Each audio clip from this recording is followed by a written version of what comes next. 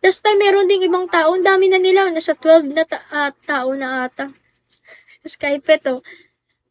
Nasa isang dosena na ata nagsabi na kamukha ko daw si Asia Acosta. Ni-research ko din, parang, syempre para makita ko.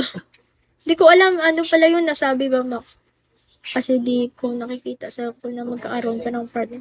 Oy, wag mong sabihin yan, magkakaroon ka. Ipagpipray nga kita, di ba? Mabuti kang tao, Red. Totoo.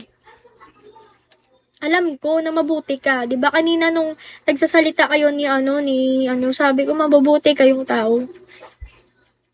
Hindi naman kayo mag-i-stay sa live ko dito kung masamang tao kayo tsaka ano. Tsaka wala namang masamang tao kung bibigyan din naman natin sila ng ano, ng importansya sa buhay. Kilala and wala ka pang alam. Wala man ako pakialam kung ano ka. Basta yung sa akin, nararamdaman ko mabuti kang tao. Yun na yun.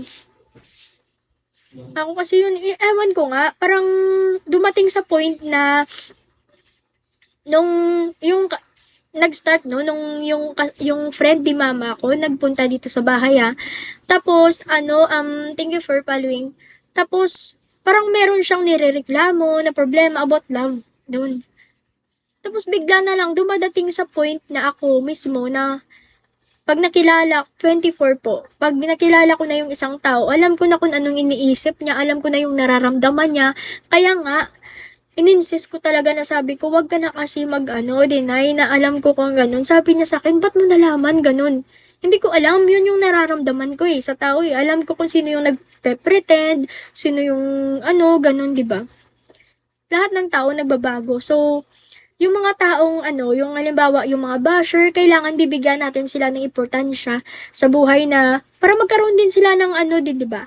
Na wag mo masamain yung sinasabi nila, wag ka mag-response ng negatibo sa kanila. Bigyan mo sila ng importansya, kagaya ng mo sila, 'di ba? Kumbaga bigyan mo sila ng compliment. Kasi maiisip nila 'yun sa isip nila na ay, meron pa palang tao nagbibigay ng importansya sa akin.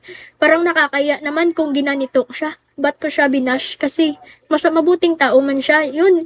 It means kung ganun kang tao, marami kang madadamay na magiging mabuting tao, 'di ba? Kate Love Peter. Sino ba 'yan? Sino ba 'yan si Diba tama naman? Ace, hello Ace. Gutom na talaga ako. Nawala si... Uy, nag-ilongga. Oo, gutom na ako. Ang buhok ko, no?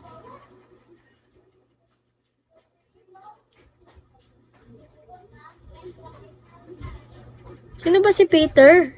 Skypet? Sino ba? Hindi ko kilala. Ay. What's Skypet?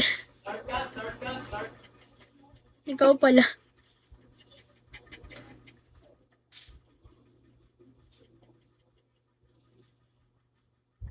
Wait lang po, mga 5 minutes kakain ako. 5 minutes Hello, shoutout sa inyong lahat na andito sa live ko. Thank you for staying.